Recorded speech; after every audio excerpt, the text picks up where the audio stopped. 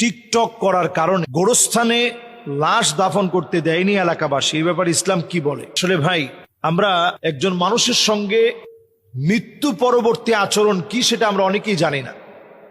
একজন মানুষ মারা যাওয়ার পরে প্রথম আচরণ হওয়া দরকার তার খবরটা শুনে এই কথা বলা, ইন্না লিল্লাহি ওয়া ইন্না ইলাইহি রাজিউন।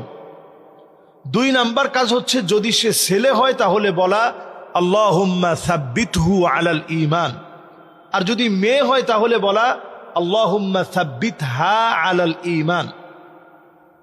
3 নাম্বার কাজ হচ্ছে তার যদি কোনো ঋণ থাকে সেটা পরিশোধ করার দ্রুত ব্যবস্থা নেওয়া।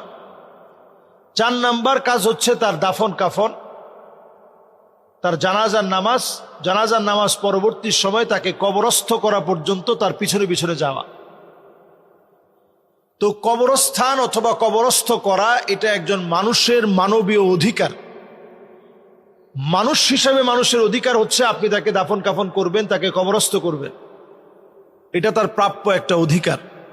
এই অধিকার আপনি নষ্ট করতে পারবেন না, যদিও সে অনেক বদকার, যদিও সে অনেক খারাপ, অনেক অন্যায়কারী, অনেক বড় সন্ত্রাসী, অনেক বড় টিকটকার, অনেক বড় দুশ্চরিত্র, অনেক বড় লম্পট, প্রস্টিটিউট, যাই হোক না কেন, আপনি ওই কবরস্থানে যদি তাকে কবরস্থ করতে না দেন তার অধিকার আপনি নষ্ট করলেন।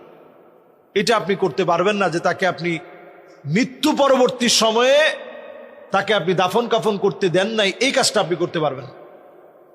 তাহলে এটা তার অধিকার, এই অধিকার তাকে নিশ্চিত করতে দিতে হবে। এরপরে যেটি গুরুত্বপূর্ণ বিষয়, অন্তত জীবদ্দশায় যেন এলাকাবাসী মিলে এমন পদক্ষেপ যাতে নেওয়া যায় সে যেন টিকটক সহ তার চরিত্র যেন ধরে রাখতে পারে। পঞ্চায়েত করে, পঞ্চায়েতের মাধ্যমে যারা মুরব্বীরা আছে তারা জীবদ্দশায় আপনারা এই সিদ্ধান্ত নিতেন যাতে করে সে ভালো মানুষ হতে পারে। আমরা জীবদ্দশায় তেমন কিছুই করলাম না, এবার একটা মৃত লাশের সঙ্গে আমি আমার ক্ষমতা দেখালাম। এই কাজটা যেন আমরা না করি।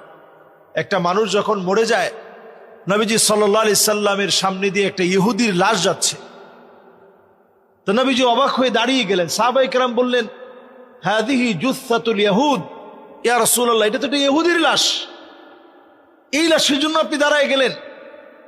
নবীজি বললেন যে ইহুদির লাশ হলেও সে বনি আদম, ওয়া কাররামনা বানি আদম, আল্লাহ তাআলা বনি আদমকে বড় সম্মানিত করেছে। বনি আদমকে আপনি অপমানিত, লাঞ্ছিত করতে পারবেন না।